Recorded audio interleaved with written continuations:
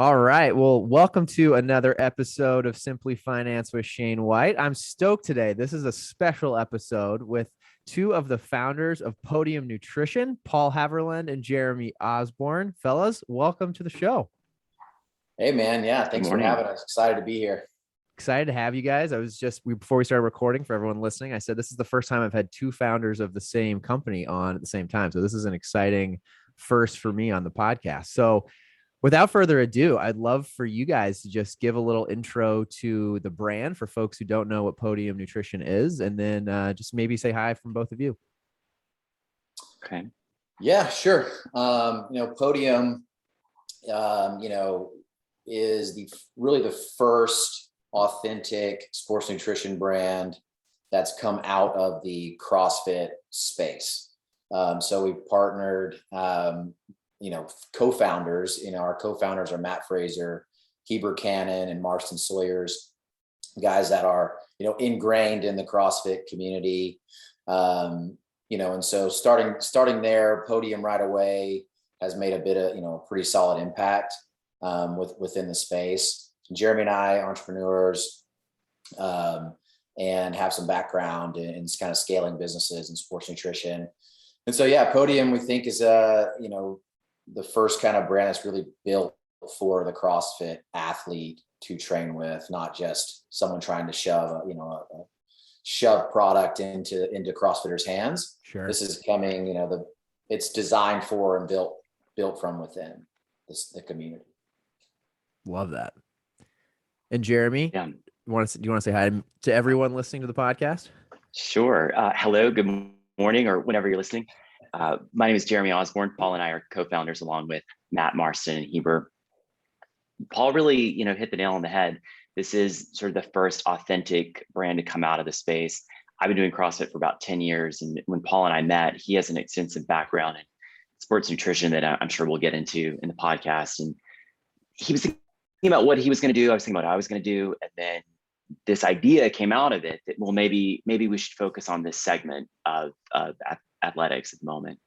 And so that from that first lunch we had, it sort of became this big brand. And so, just last week I got my first, bottle of protein, opened it, had it, and kind of looked at it on the counter like, what is going on here? Oh, sorry about that.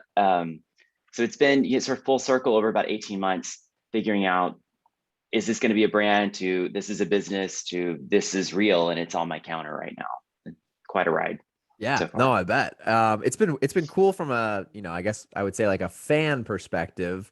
I know I think the Buttery Bros, it was the first time when they released that video where they were like kind of behind the scenes with you guys. I don't know how long ago that was. It feels like a while ago. April 18th. Yeah. Okay. Oh, there you go. So we know April. So that was, I remember being like, aha, because a funny little backstory.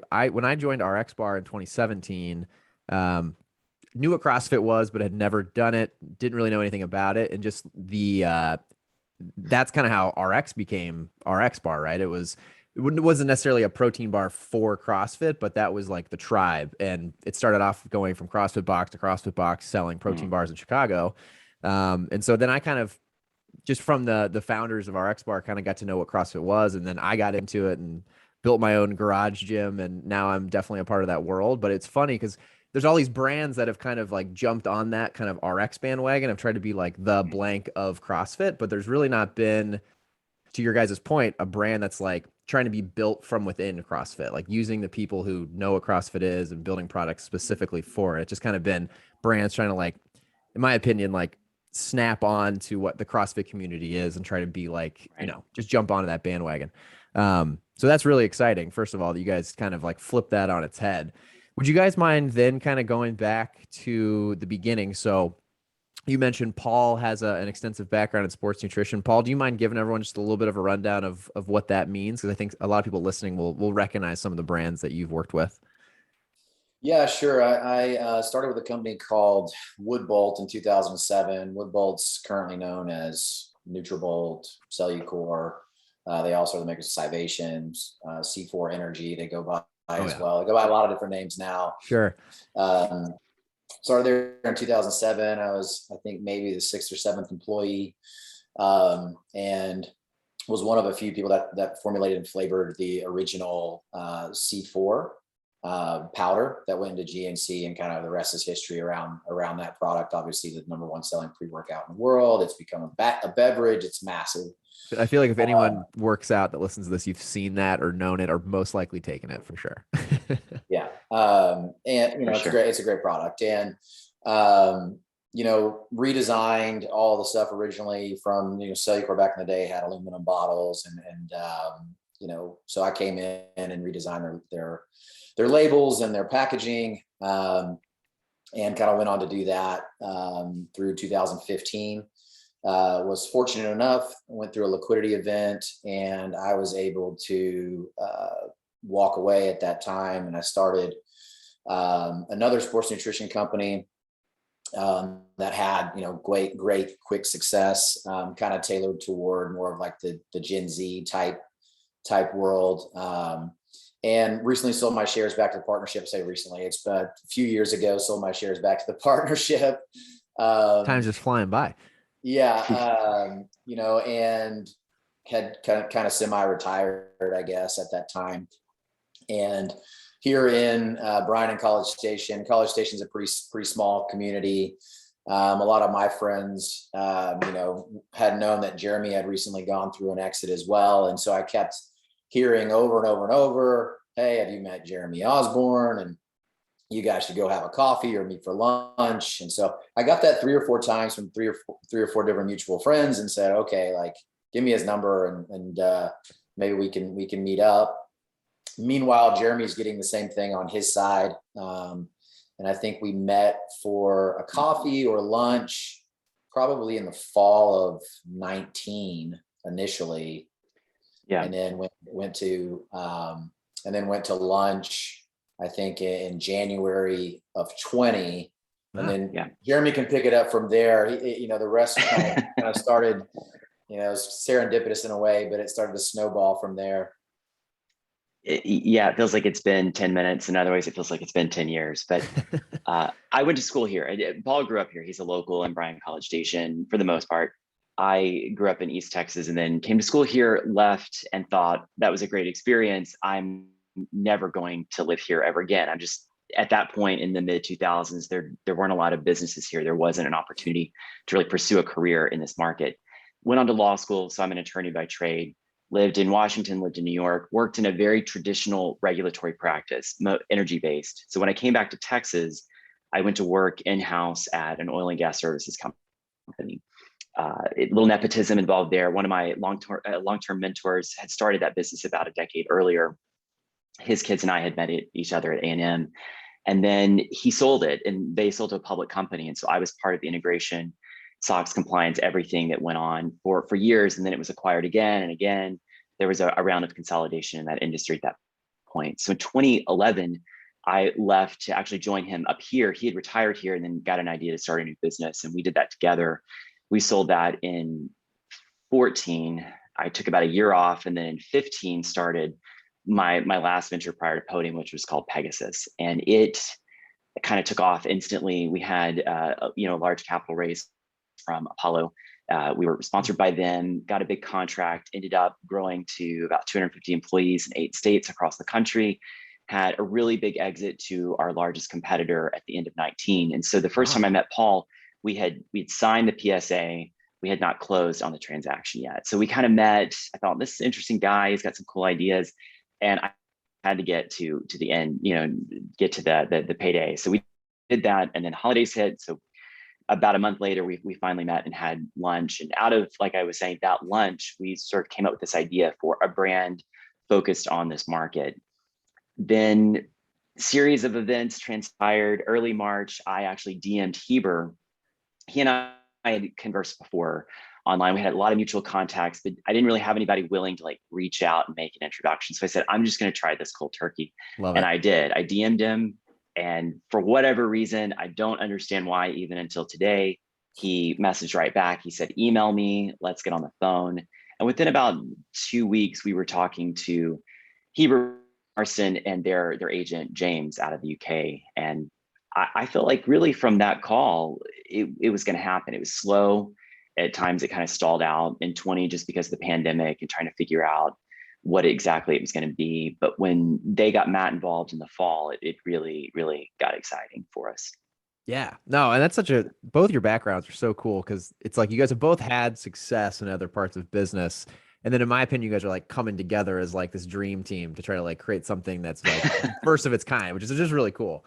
And it's funny you guys said that because it's fun. This podcast alone has taught me, and we've talked about it on the podcast with a few founders of just, it's amazing today with social media and just how small the world is with social media. Have you can be one DM away from like your next business. Right. And I know it's funny, like getting Matt Fraser on here and Marston. I mean, both of those were just Instagram DMs. So it is funny. It's like you just never know. And I always push people. I'm like, take a shot, DM somebody if you're interested. You want to talk to them, meet them. You never know, right? That's right.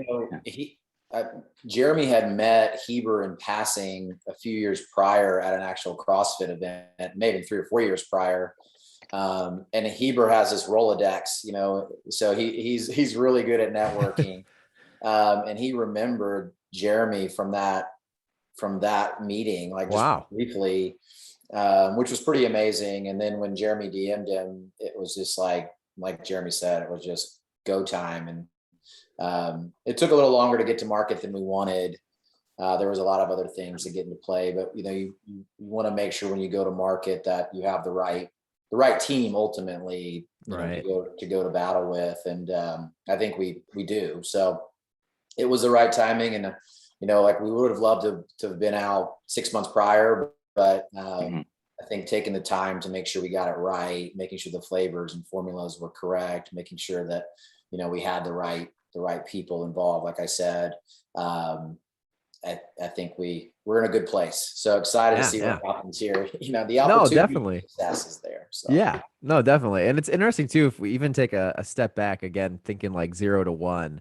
So, I mean, you guys meet up, you guys hit it off, you guys both realize that you have backgrounds that maybe synergistically would be successful together, I'm assuming.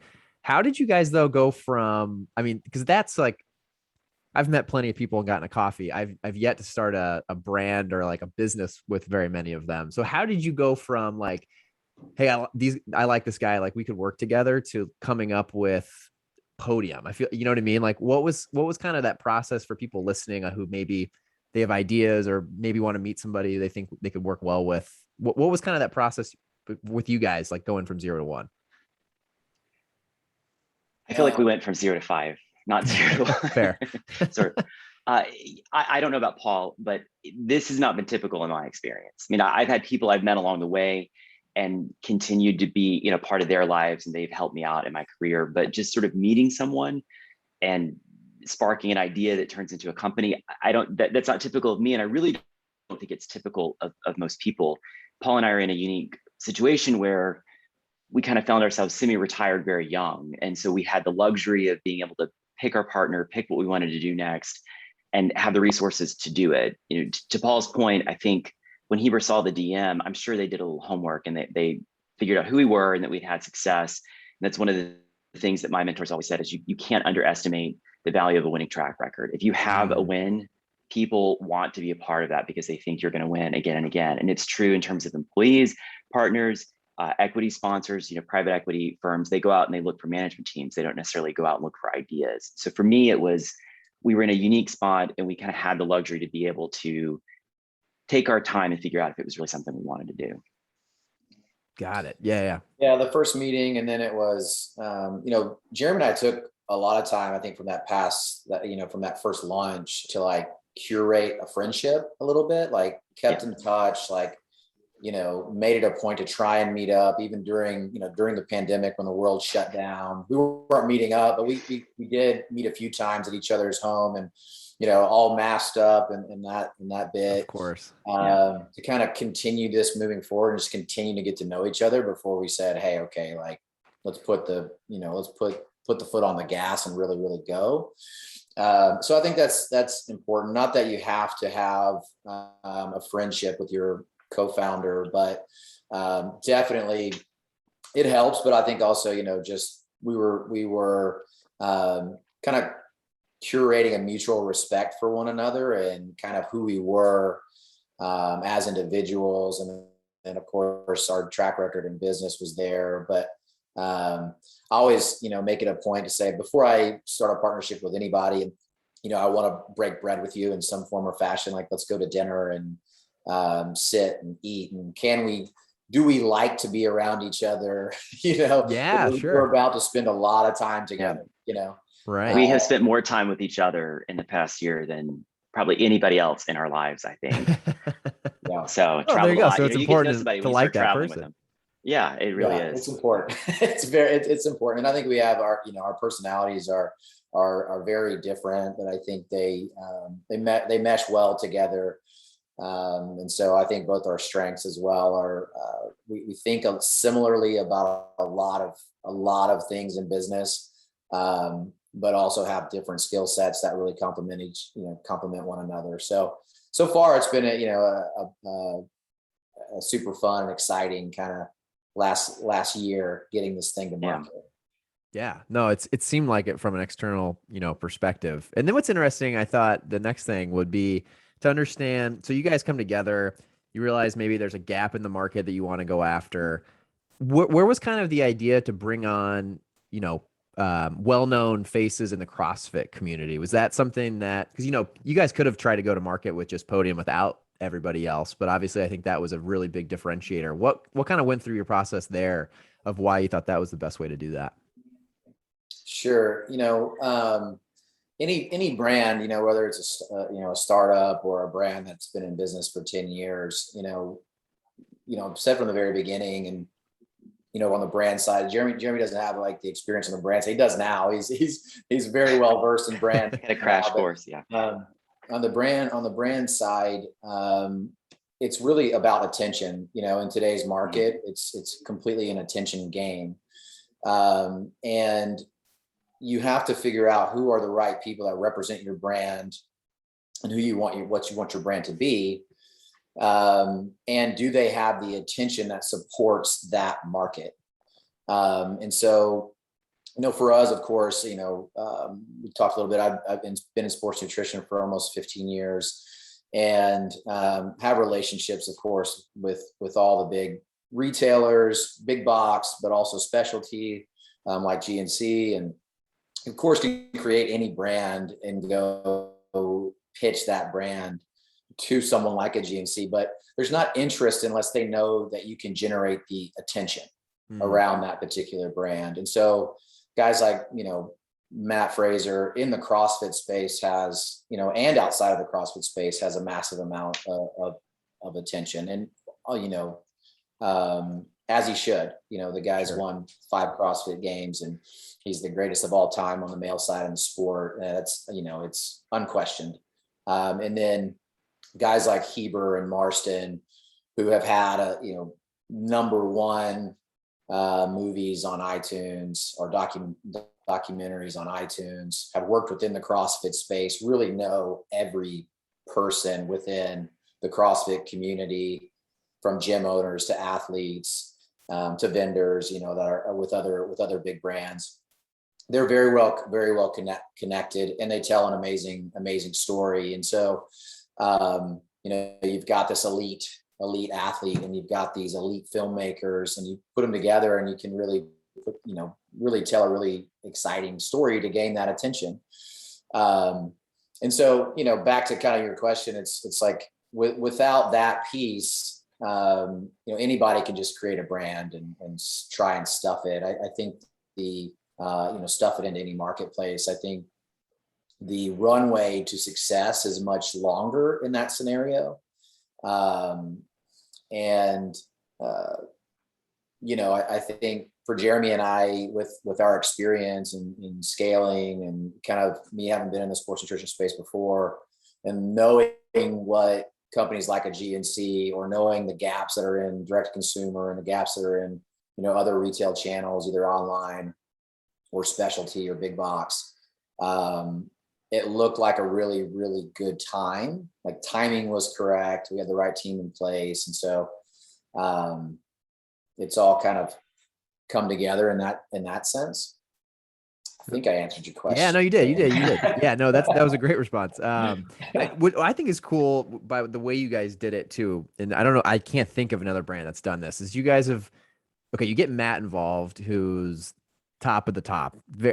I think a lot of people could try to do that, but then you guys go to the Buttery Bros and you have this combination, and I think CrossFit's special in this just in general, but you have someone who's at the top of the competitive side, and then you have two guys who like they know all the competitive athletes, but like really, I mean, they're also really good at CrossFit athletes, but they are kind of like they'll scale and they're average Joes to a degree. Like you guys can connect with all of CrossFit, which I think is really cool.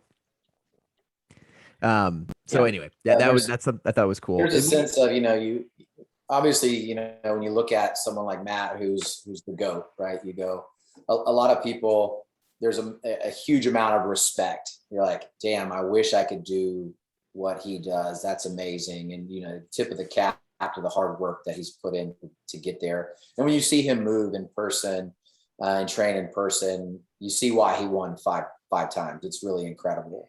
But to your point, there's an everyman factor to Marston and Heber that's super relatable. Mm-hmm. And them being able to connect is massively important for a brand. I mean, you've seen the things that they've been able to do with other brands that they represent. So us partnering with them, and when we say partner, like they're co-founders in the business. They're not just athletes we're paying. They're founders right alongside Jeremy and I and Matt as well. And yeah, they're super, super relatable, and they connect, I think, not just within CrossFit, but outside of CrossFit and the things that they're doing. They're really, really ingrained in that fitness community, and they're getting more and more attention every day because they're fun. They're fun to watch. Yeah, sure.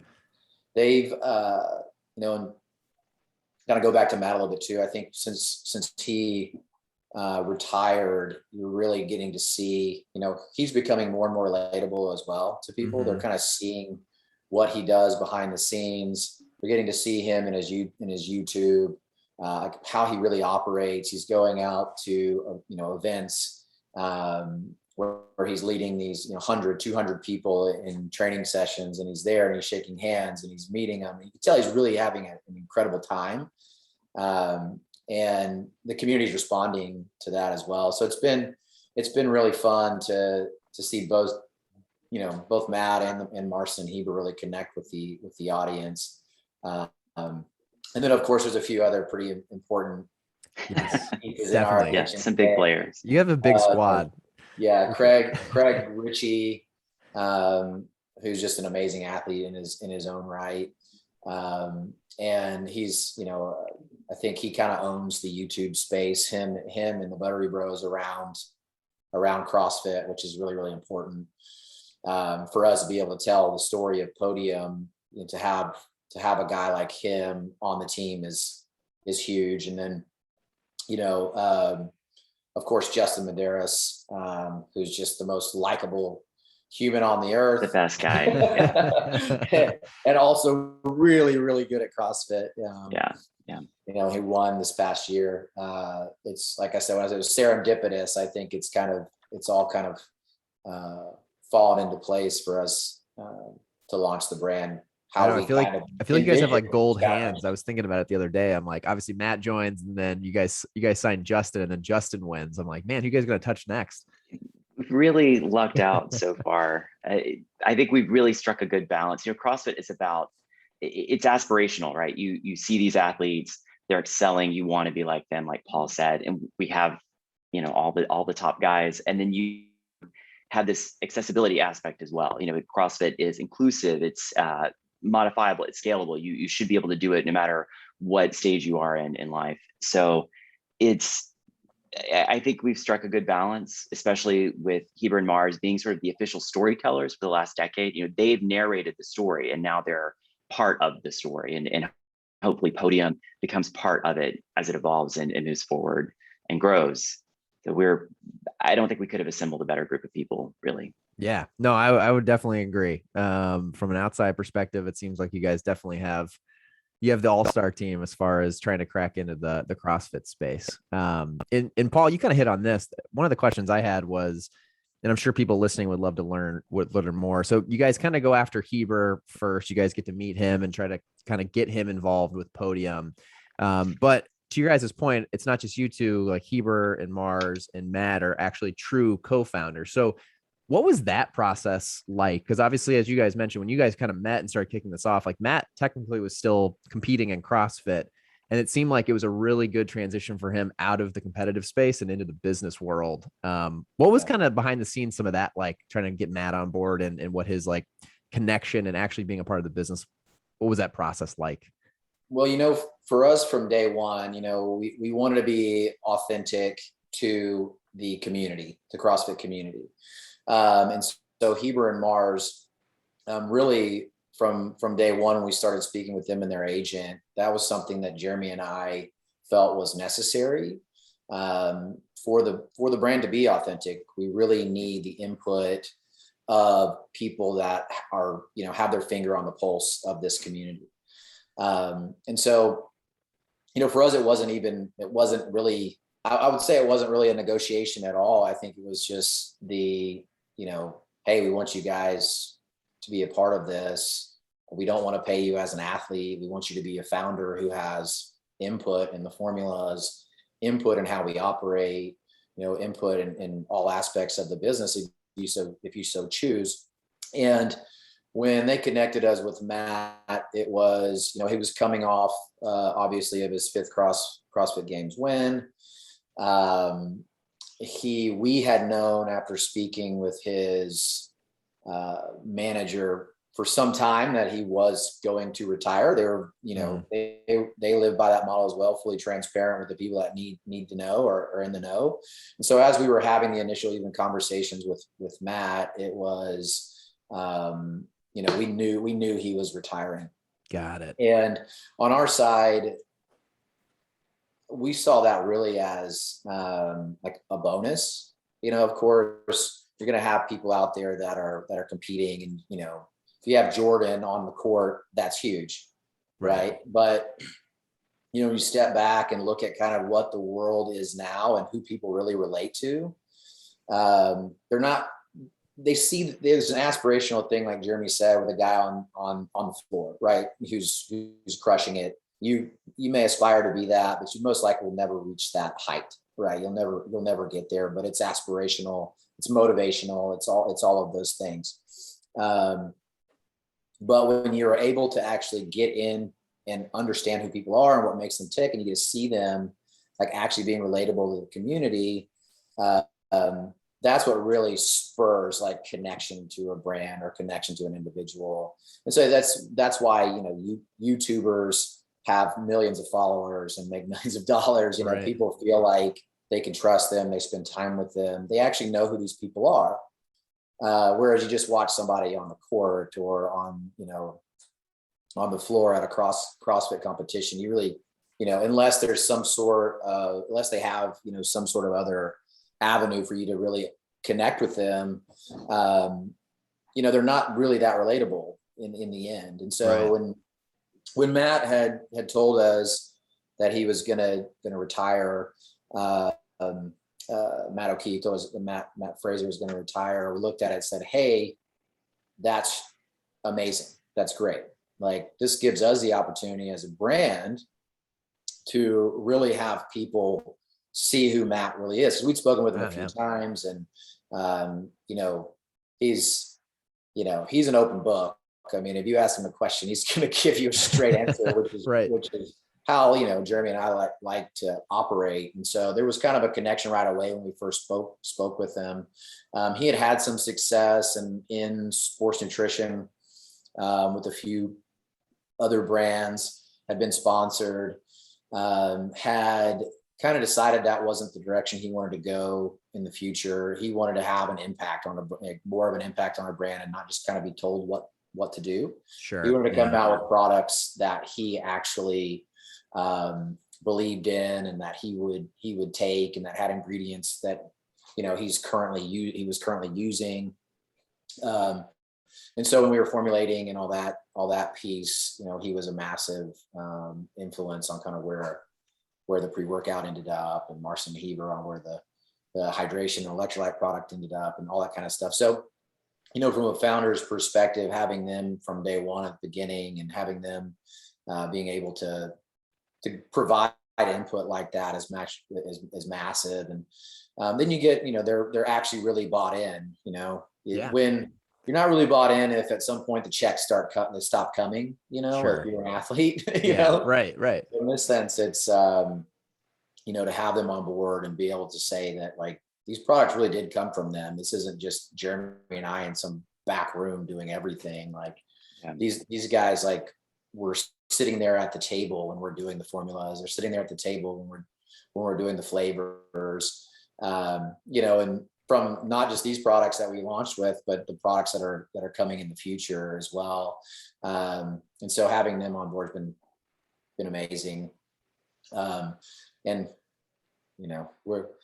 we're hoping to add a few more people to the mix, but I think we're in a good place right now on the athlete side. But there's been a lot of things. Jeremy mentioned inclusivity of CrossFit. We're looking at adaptive athletes, and we're looking at female athletes, and we're kind of looking across the board on things. And Matt, a lot of times he says the mantra of the brand pretty well, which is like, what is your podium? Can you find, where do you find your podium? Like, what is that to you? It may not be, standing on the podium at the CrossFit Games. Maybe you're a sprinter, or maybe you're a basketball player, or maybe you just want to be like the best mom that you can be, right? And what is that podium every day you're reaching for? What is your goal you're reaching for? And so I think over time we'll probably expand outside of CrossFit a little bit when we find the right match. So we're looking forward, but right now, like, very focused on our community, the CrossFit community, and and so that'll be, like I said, adaptive athletes and female athletes, and age group athletes, and Sure. and we'll see.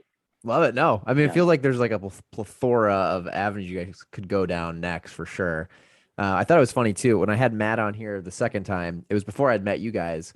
And I kind of framed the same question to him of just like how involved are you? Kind of just like what I see all the time, which is like, your name and face is on the brand, but are you actually like, are you actually like helping develop the products? And he went on a tangent of just like how excited he is and how obsessed he's gotten into it and how he stays up late trying to work on stuff. So I thought that was really cool. I was like, that's really not something you hear very often from people, at that level in any sport, of like then trying to get behind a brand. So it's cool to hear both sides of the, the beginning story of Podium. And then speaking of Podium, I think one thing I thought it's really cool, obviously, is the name. And you kind of hit on there, Paul, of just like anyone can have their own podium. How did you guys come up with that name? Just like for the listeners, I think it makes sense with CrossFit, but I'm sure people would love to know just a little bit of the backstory. Yeah, I think that was the hardest thing that we did was coming up with the name, because it took months. We had a list, I can go back and scroll through group text messages where, send 10 names, get 20 names back. And it was sort of a process of elimination, both internally and externally. Oh, someone's already taken it. We had one we thought we liked that someone took along the way and trademarked it. But Podium was one that was always sort of hanging out in the top 5, top 10.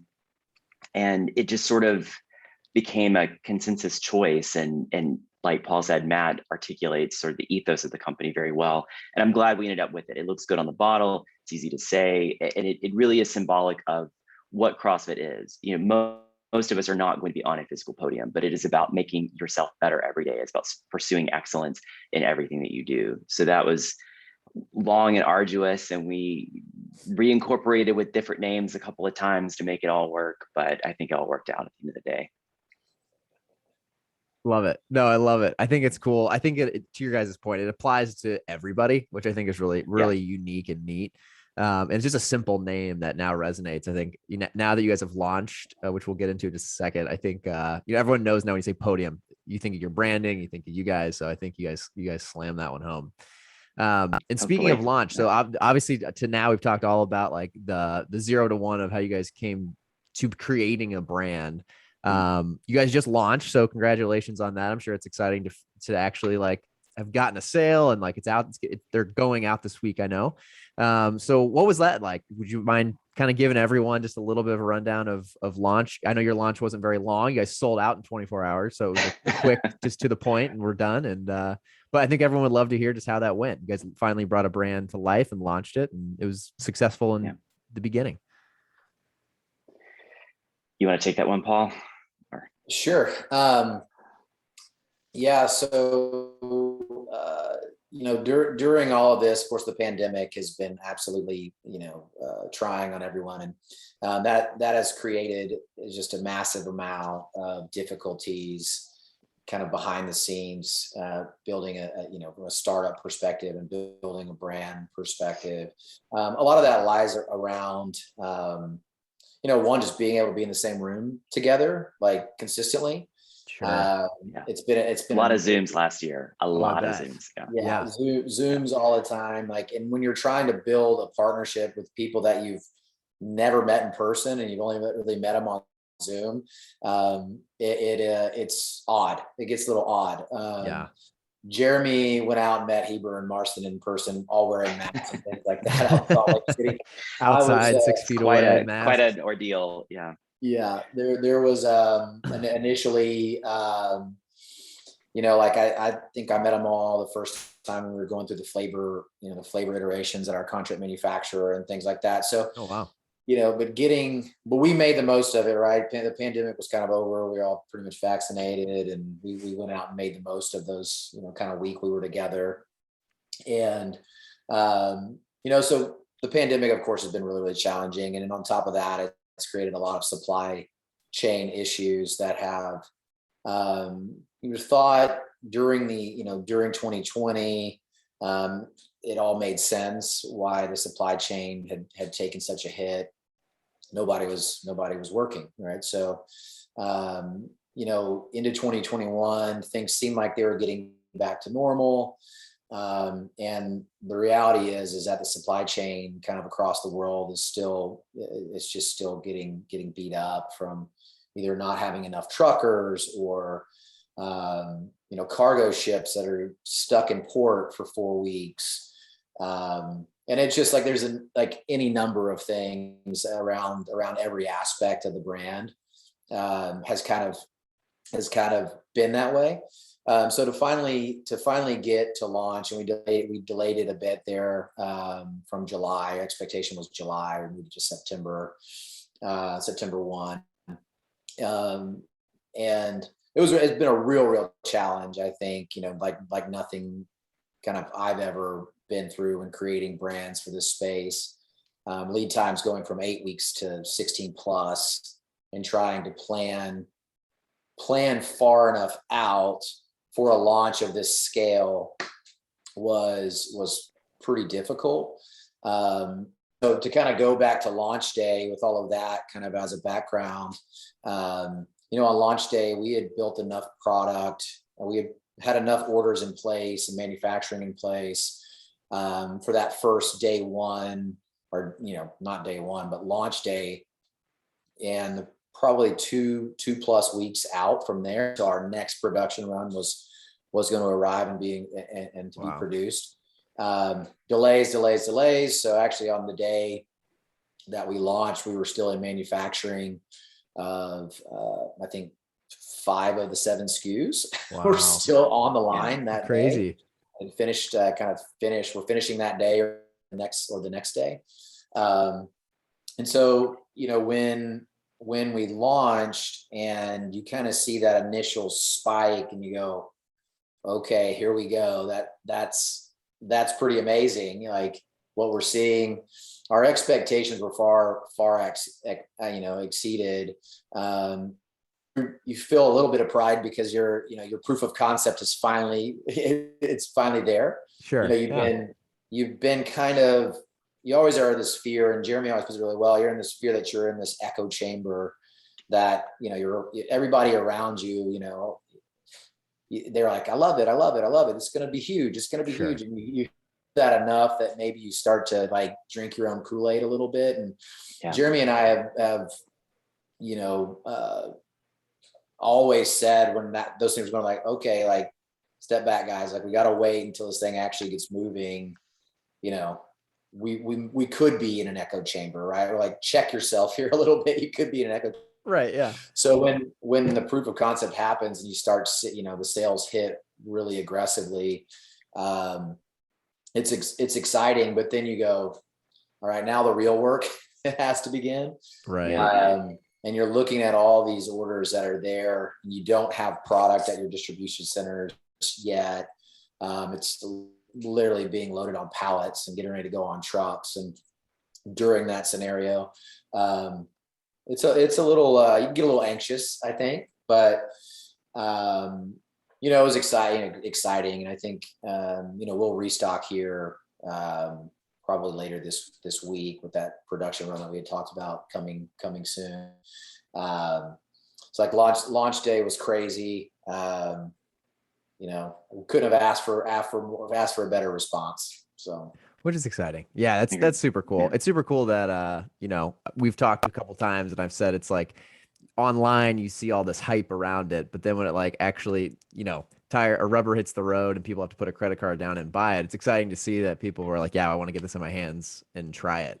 And so speaking of that, you guys launched on your website. You guys launched a whey product, a hydro and salt product, and then a pre-workout product called Fuse.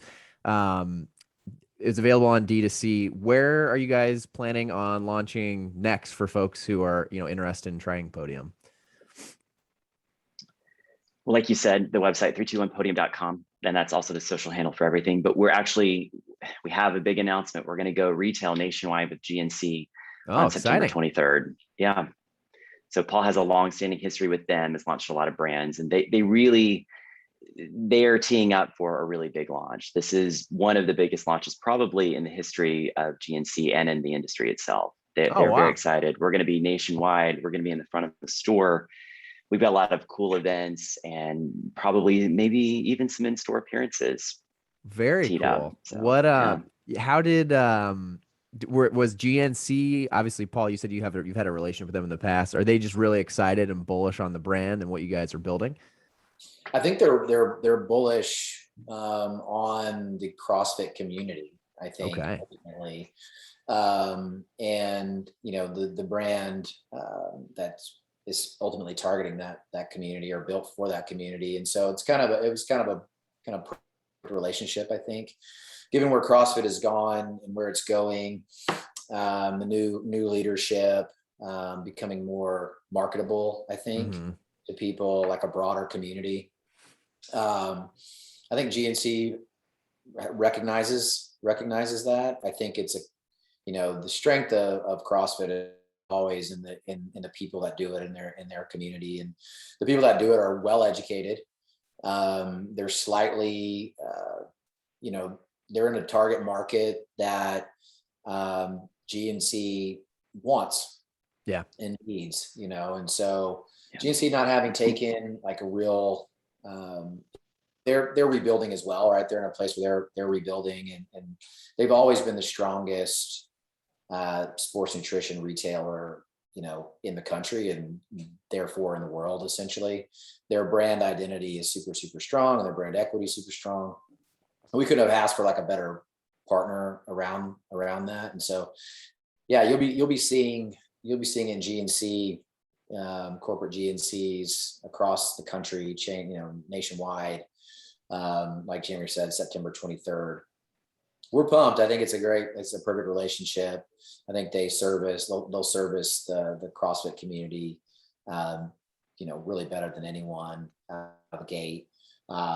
So it's going to be fun. We ultimately will, as we grow, make decisions on the availability of the product in different channels. We want to make sure that when our consumer, is looking for the brand, they can find it. That's not going to be that's not saying it's going to be everything to everybody, and it's not going to be everywhere. That will never be the case, but it'll be where our community needs it to be. And so we're working on a lot of those things now as well. So nice. No, that's awesome. You got a lot. There's a lot to come. I can tell.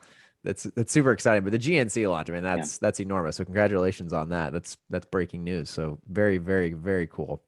I think a really good thing, and for us, to Paul's point, they want this consumer, And we're really going to be the only brand not only authentic to the space, but that's available through retail channels. Most other brands that you would consider competitors would be D2C only. And so to Paul's point, it's available, you can order it, you can have it on a certain cadence, but if you need something here or there, you can just run in and grab it down the street. That's really good for consumers. Oh yeah, love that. I know when we started to get into other retail at RX, that was just always something like affiliate owners even, or just your CrossFit consumer wants to be able to like go down the street as well if they can. So I think you guys were hitting that right on the head too early on in your guys' brand story, which is awesome. One of the questions I wanted to bounce back to too that I kind of missed was so obviously podcast SimpliFinance. One of the things that I know people will be interested in knowing, you guys have been businessmen, entrepreneurs, and have started other ventures. You guys now have like some of the biggest faces in CrossFit. So for you guys, it's probably a little bit different than, let's say, like, someone like me, if I wanted to start a supplement company. One of the things we like to talk about here is this concept of like bootstrapping versus raising capital. Was really curious because both of you guys have kind of been down both of those routes, just very high level.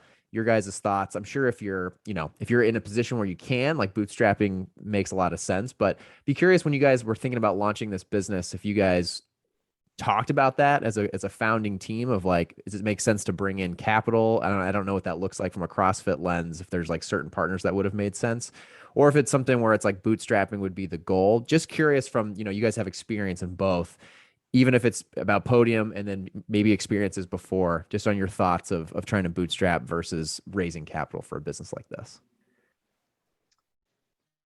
Sure, I can take it first. I've done both, like you said. I have bootstrapped deals early in my career that weren't well capitalized at all, and then started a company that was sponsored by the biggest equity fund in the U.S. So one's a lot easier than the other, I will tell you.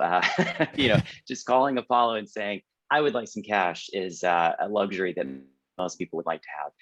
And they're great, right? You try to be strategic about the money you bring in. You don't just bring in money, you bring in smart money. And they were really the guys who had that background in natural resources. They had the contacts. And when we needed to go raise a credit facility with a bank syndicate, they had the credibility to help us do that. And when we were ready to exit, they knew the players to go to talk to about selling the company.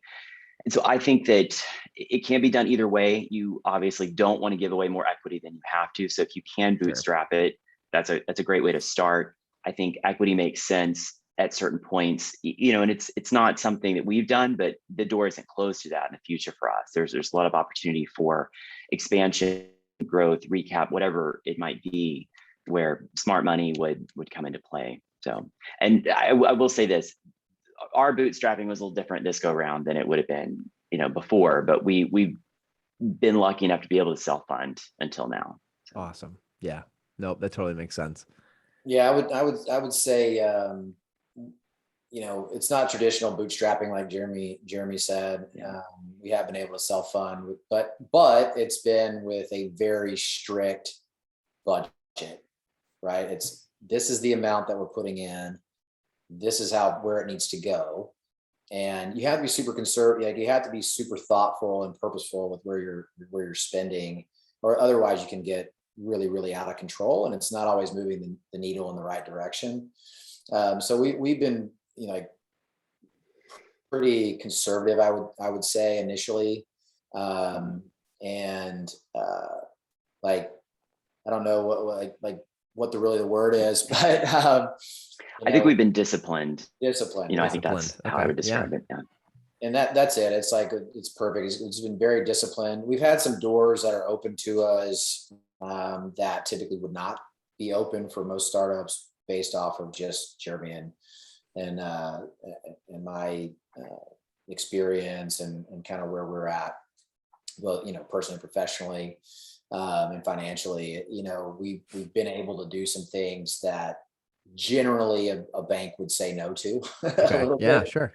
And a lot of that is relationship based. A lot of that, like I said, is our experience and kind of where we stand just personally. But we ultimately, right, it's a combo of bootstrap and kind of making sure that it's available for everyone. Right. GNC to be able to go chain wide, that's not a small investment. Yeah. But I think it's meaningful. And if you can get it right and you can deliver on time, then it's huge for a brand from a breadth standpoint and reach that you just normally wouldn't have as a startup. And so, yeah, I think kind of that bootstrap mindset is always there with Jeremy and I. Like, is this the right place to put the dollars? Is this the right time? Just being really thoughtful with that spend. You get a lot of these vanity type things to try and look a certain way. And we've been really like disciplined, like Jeremy said, to like vanity is not something we're really into.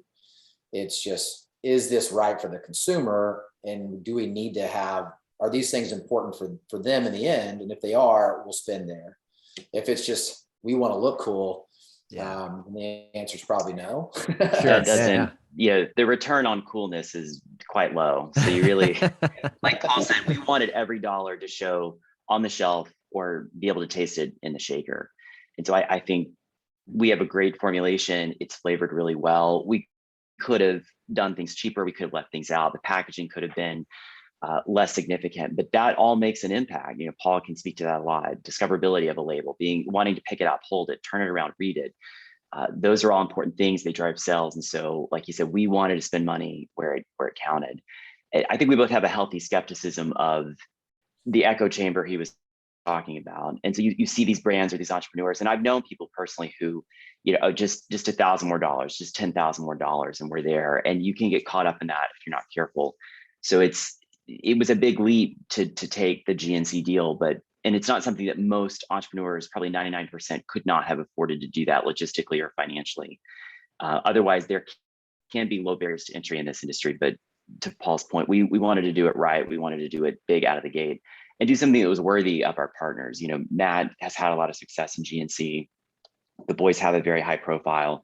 We wanted to make this, a launch that was worthy of the brand and the founders themselves. Got it. Yeah, no, that makes sense. I thought it'd be a great question for you guys because you kind of, just from some, minimal conversations we've been able to have about this, it's very interesting to see that you guys definitely have that like scrappy mentality from what I can tell. It's just you guys are like, to your point, making every dollar work really hard. But you guys didn't start off with just like, okay, we're going to have a small little D2C site. We're going to scale it and grow it. And then we'll get some, right. You guys are coming out of the gates hot, right? So it's really cool and a really, I think, unique way of coming to market. I know we're running out of time. So I do have a couple last questions I would love to ask you guys. The last one, just for people who are excited about Podium, maybe hearing this for the first time today, or even know who you guys are. What are some of and you don't have to share anything if it's secret still, but what are some of the exciting, new, innovative things that listeners can expect at a Podium in the near or future, I guess? Yeah. Ultimately for us, we're trying to put together products that the community is asking for. And so we say this a lot. We're always listening, always trying to make sure that we are providing the best possible product that our consumer wants for the majority of our consumers. Of course, there's always going to be, a segment that's always going to want more. Sure. We're kind of working towards that. So we're always, like I said, listening. Number one is super, super important to us. We will come out with new flavors, new products, pretty consistently, new formulas, targeting different areas consistently as well. When you talk about kind of innovation, some of that stuff is going to be, innovation, such a broad word. Sure. In sports nutrition, I think for Podium right now, what's really, really innovative is that we're developing the formulas. Most people don't know this, but in sports nutrition, all the ingredients have been set since Deshay in 1994. There's not any new dietary ingredients really coming to the market. And so everybody's working from a similar toolbox, from the same toolbox. And so ultimately, it's how are those ingredients put together to service your consumer? And that's what I think makes us kind of innovative and unique for the CrossFit community, is that these are being formulated and designed for this type of training. It's not going to be your traditional pre-workout, which is filled with pump ingredients and 300, 400 milligrams of caffeine that just, puts you into an anxious place you don't want to be from the very beginning. Right. We formulated it, the pre-workout, speaking of the pre-workout, really formulated it a lot around stress reduction, mental clarity and focus, anxiety relief, like all things you typically wouldn't think about with a traditional pre-workout. Like most people think of pre-workout as just give me the energy so I can go. The energy component is there, the performance component is there, but also that mental clarity and that mental piece, which I think is even more important in this type of training. When you get ready to say, I'm going to go 30, 40 minutes, in an EMOM or hit this, a chipper that looks pretty like awful on paper. Right. A lot of that kind of reducing that anxiety is huge to just get you going where you need to go. Right. It's almost, we've developed something I think is really, really special. Of the pre-workouts that I built, some of them, are the best known in the world. And this is my favorite formula to date. Wow. All right. And I think it's the most efficacious, honestly, and it tastes the best as well. In addition to that, there's the hydration electrolyte product called Hydro and Salt. That's like super important for the CrossFit space, and endurance athletes as well, or just anybody kind of out there, like really, really putting in a ton of effort for extended periods of time. It's got 400 mgs of electrolytes. It's got hydration components, in addition to 6 grams of BCAA. Most brands would just give you 6 grams of BCAA. Yeah. And so traditionally, it really, if you look at it, you go, that's a really amazing BCAA product. But for us, the electrolyte hydration component for the CrossFit space is more important than even that. But from even the BCAA, when you're looking at recovery, you're looking at just really any time of the day you're taking it. Electrolytes, salt timing and things like that also provide significant amount of energy for whatever you're doing, as well as recovery components as well. And then I think on our whey protein, what really makes it special is it's super clean. We're telling you exactly what's in it. There's a protein breakdown on the back of the product, and we're saying, hey, we're giving you X grams of actual weight of whey protein that's delivering this amount of actual grams of protein. Right. Yeah. So and most brands aren't doing that. Not to cut you off, but that part, that's not that's not really done very often, right? I don't remember any of the protein brands I've had. Yeah, it's not typical. I've done it a few times in the past with brands, but you're showing, like, most brands will say, I'm going to put 25 grams of just weight in there. I'll put 25 grams of protein in the product. Right. It's not testing out at 25 grams. If you were to go test that product, it's going to be much less. So you're actually not getting 25 grams of protein, although it's on the label that way. Because they can legally say, I put 25 grams of protein in there. Here's the document saying I did it. But the reality is, like, your body's not getting 25 grams of protein. And so when you're trying to look at your macros and that bit, that's important to make sure you know exactly what is actually being delivered. And so we show that on the back of the product, what the whey protein isolate, whey protein concentrate, here's the amount of each that's going into the product, and here's what you're actually getting from the product. Oh, wow. Yeah. That equals 25. So we're putting in a lot more weight. Our 2 pound protein is actually more like 2.4 pounds.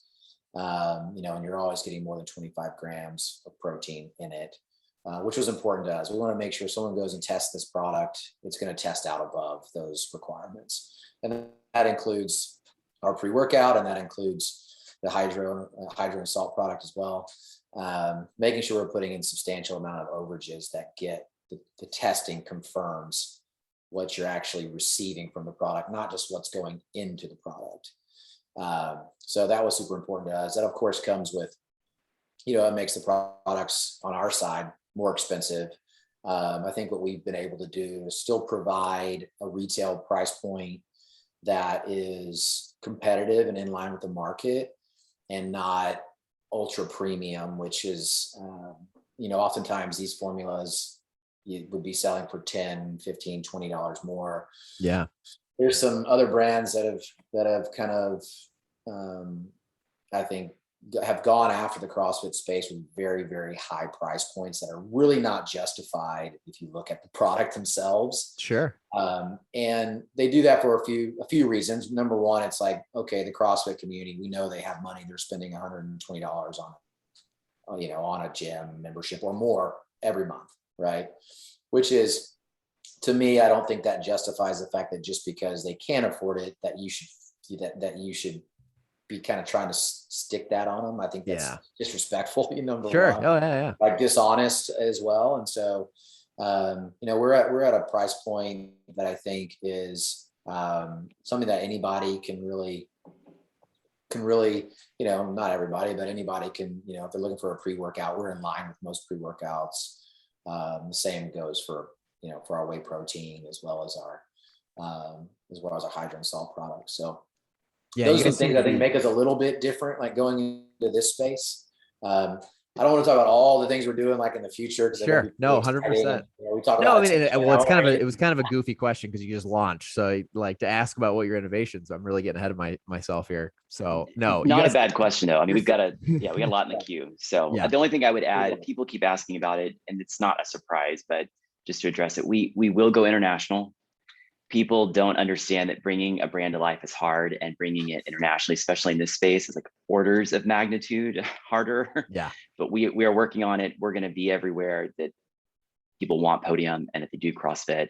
And so that's exciting for us to sort of see that map light up around the world. And we're going to work to bring it to everybody. That's awesome. Yeah, no, I have empathy for you guys on that part. I've said the RX side going international, that was quite the endeavor that I don't think any of us saw coming. So definitely have empathy for you there. Yeah, it's the same as shipping a t-shirt, right? It's very different. Right. Very different. People are, drinking this. So, I think one of the things that we want to address, I think we get this question a lot as well, is the testing, right? Are these tested for athletes? There's a lot of kind of self-certifications that are out there that a lot of people ask for, like NSF and things like that we could, informed choice, et cetera.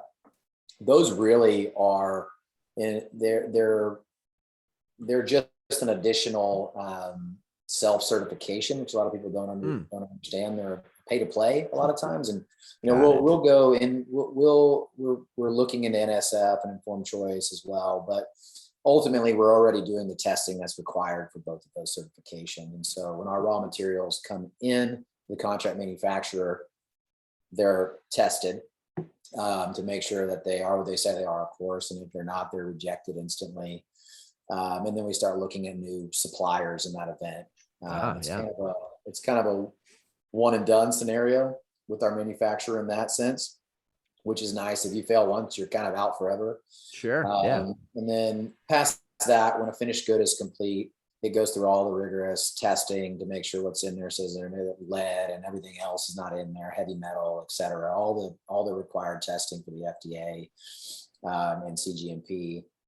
And then beyond that, we take the finished good and send it to a third party testing facility to make sure that what we're testing, what was tested as it came into the contract manufacturer, what was testing as it came out of the contract manufacturer is still what it should be from a third party. So like I said, everything is tested rigorously in third party testing and all of that. We'll continue to track down certifications that our consumers are asking for. But yeah, we're, like I said, listening and ready to make those decisions when it makes sense.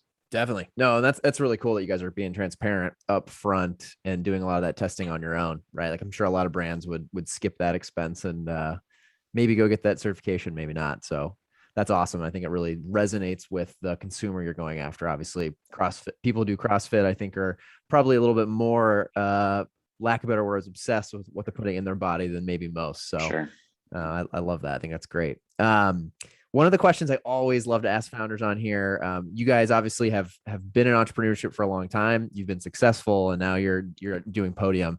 What is the the tools that both of you use to get shit done. And when I mean that, I mean, are you guys pen and paper people? Do you guys have apps? What is it that people listening can learn that Jeremy and Paul like to use on a day-to-day basis to get things done and hit your goals? I like pen and paper. I like to make lists in a sort of acute circumstances. Don't always get through them. I found one the other day from my last venture that I had a entire page of things to do, and we sold the company. I was like, well, I'm just not going to ever get those done. So it works to some level of success, but not always. I use Outlook, my calendar. I live and die by that. Otherwise, not a terribly organized person. I don't like it, but I've sort of accepted it at this point in my life that it's just not going to change. So Paul's got a journaling tool that he likes. It's pretty good. He tried to get me to use it. I have it. I just, I'm very bad at it. So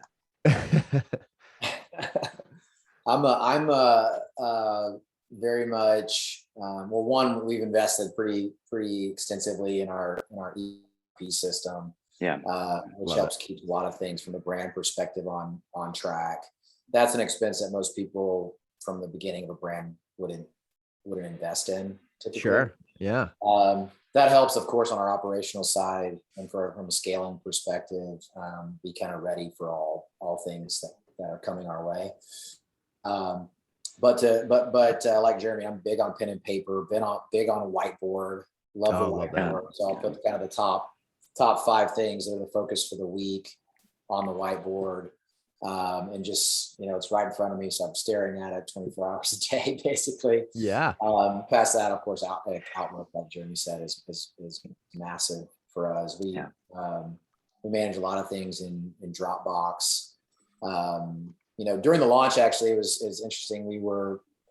I was at home because my entire family had COVID other than myself. And so when we launched day one, Jeremy was here in the office.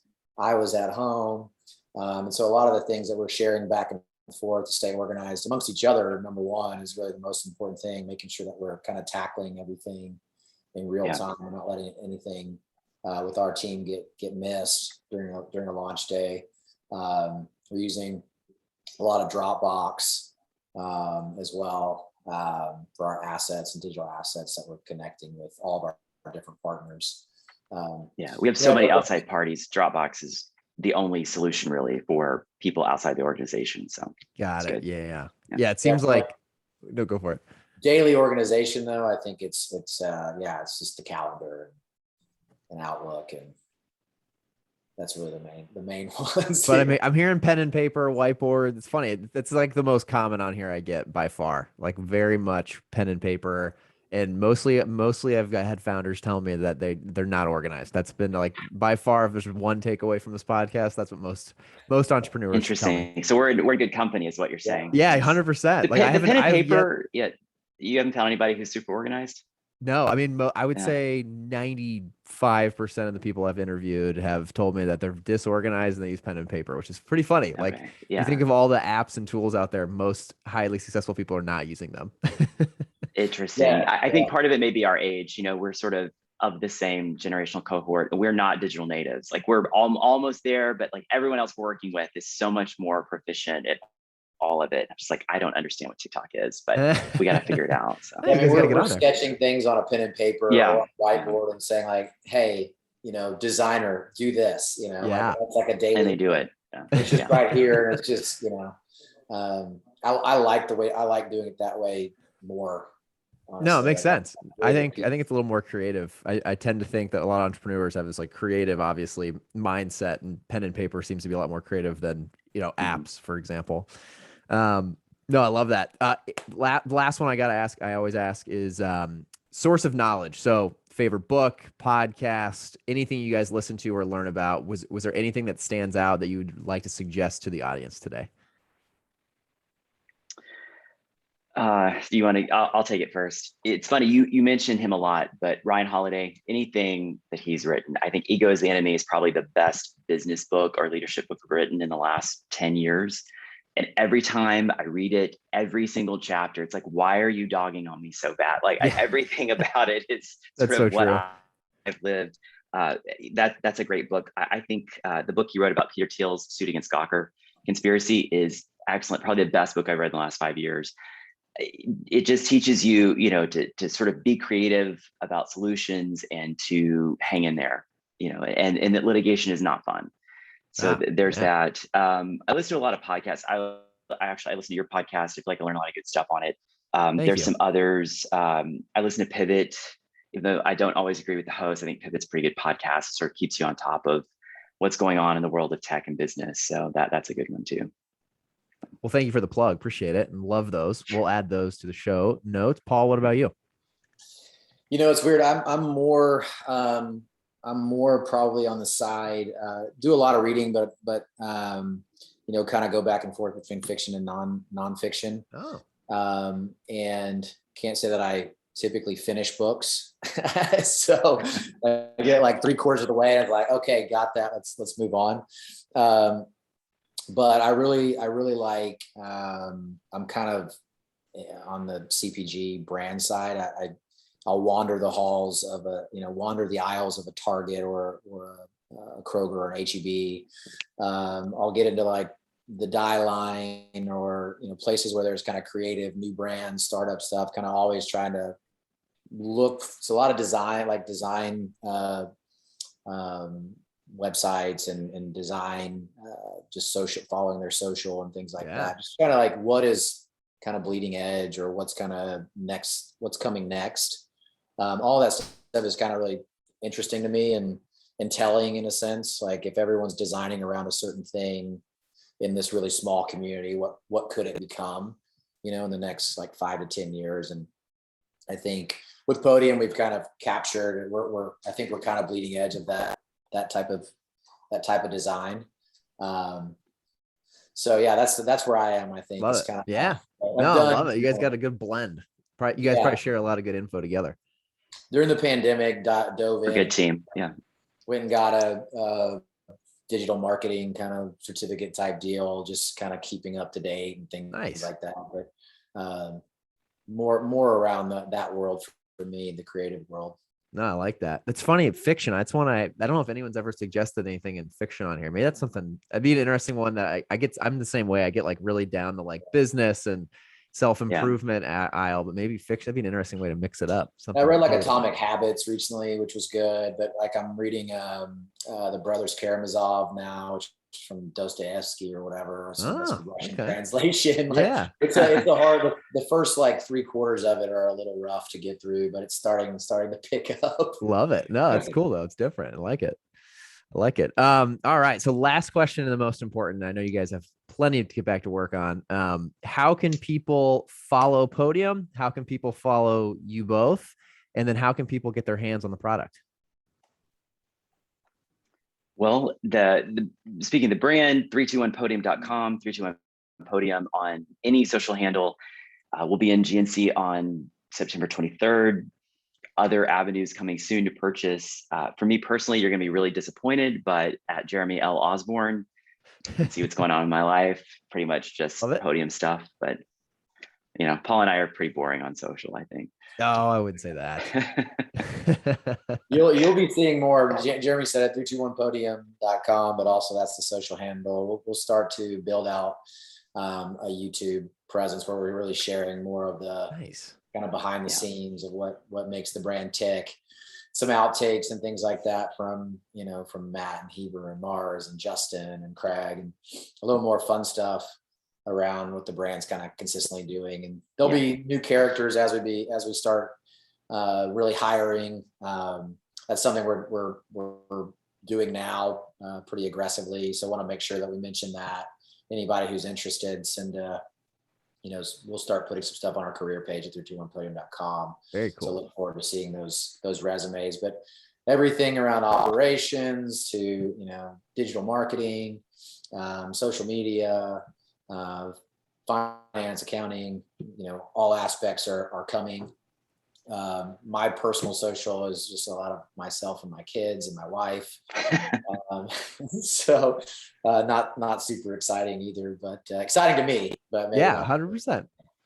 I will. Well, we'll add all that to the show notes and make sure everyone Okay. gives you guys follows on all of those. You never know. Maybe both you two are just going to get your influencer moment after this. Might get big followings. You never know. I doubt that, but yeah, DM us with your business ideas. How about that? There we go. It's worked out so far. I was going to say, take your shot. Whoever's listening. Yeah. Love it. Well, both of you, thank you so much. Appreciate you guys coming on, being the first time we've done two people on the podcast. So this was a lot of fun. I appreciate you guys taking the time. I know you're both incredibly busy, and I'm very excited to see the growth of Podium. I think you guys have developed a badass brand, just put it lightly. And I think there's lots and lots to come. Excited to see what you guys do next. Great. Thanks, Shane. Awesome. Fun time. Thanks. Awesome. All right, guys. Thank you.